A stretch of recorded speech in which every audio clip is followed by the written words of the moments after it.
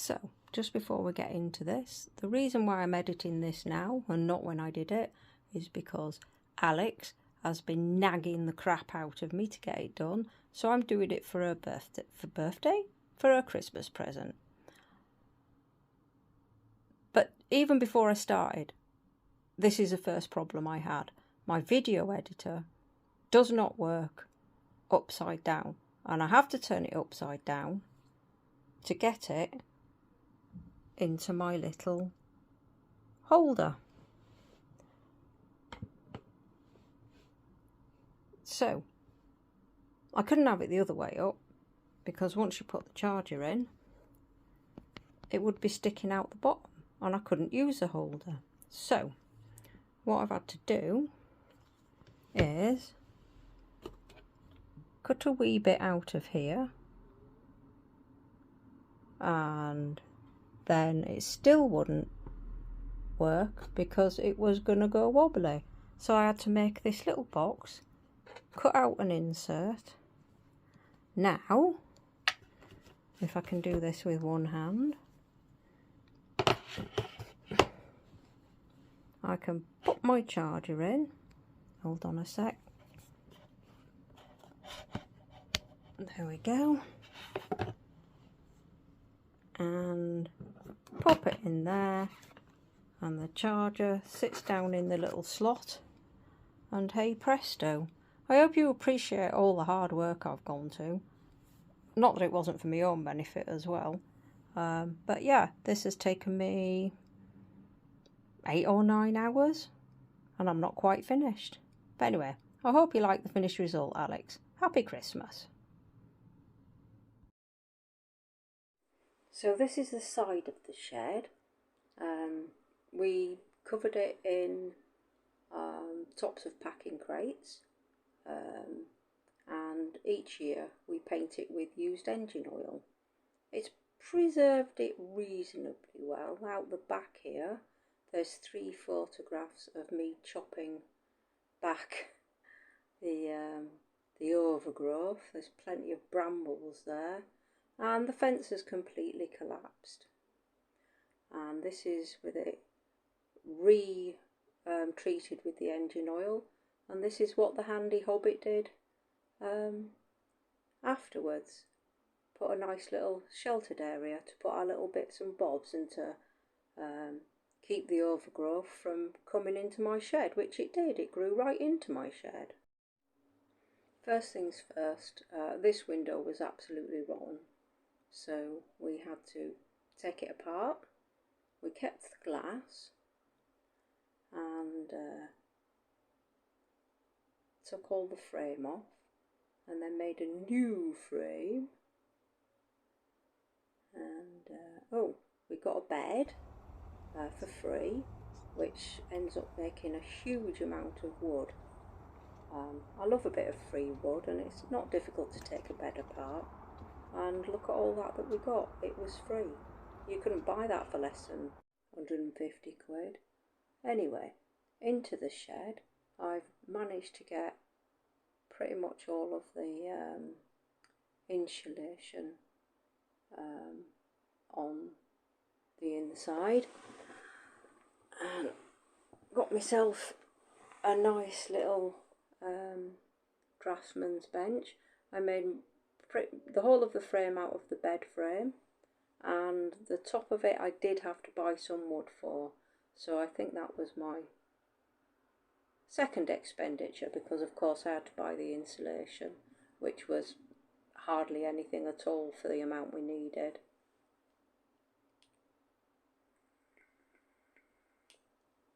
I was going to do a picture frame window, but it ended up that I couldn't do it because I needed to run wires down the left hand side, and I couldn't put a frame over the top of it. So that's all nice and toasty in there, just ready for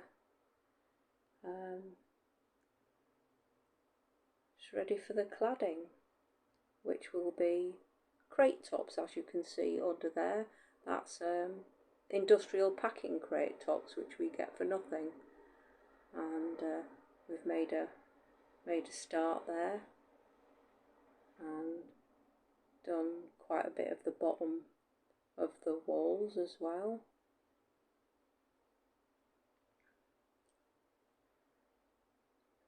Oh, this was a plastic cabinet that I needed to put all my paintings in, but it really wasn't man enough for the job. So we had to shore it up and put some casters on it, and it worked brilliantly after that. And here's the handy hobbit, putting some more cladding on. I was helping him, we were doing it together, but obviously I can't film him and help at the same time. So, yes, what a man. He is a very, very handy hobbit. And there it is, that's the walls done, which I was very pleased about. Really felt as though it was coming on there, and a couple of little window sills. Also placed a couple of shelves. I have to come down for the painting, but I needed to put them there to get stuff out of the way. Bit back to front. Never mind. I am Mrs. Bodge-it. Yes, that's us in B&Q having to buy more things. We didn't think that the crate tops, they wouldn't be any good on the roof. We didn't want to fanny about putting them up there, so we got some massive sheets of 3-ply, and trust me, they weren't easy to get up there either. You measured them, went to put them up, and they were like, nah. So we did a lot of bendy and pushy, and they did go up in the end. I was pretty pleased with them.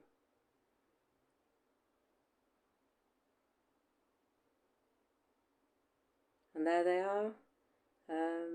Some trim round the edge just to tidy off the edges and keep them up there, I guess. But there was plenty of screws in there. They weren't going to come down.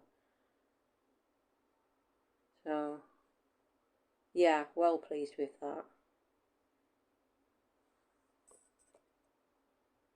And here's the first coat of white paint. Well, I did the ceiling twice in the white paint. Then I thought I'd do a little undercoat around the walls with what was left of the white paint before I popped the colour on. I didn't bother with any filling because at the end of the day it's just a little craft shed. If I was doing it for somebody else or doing it to sell or something, it would have been a much better job than this. So I guess they're pretty sturdy bodges that I do. I make sure that stuff isn't going to fall apart.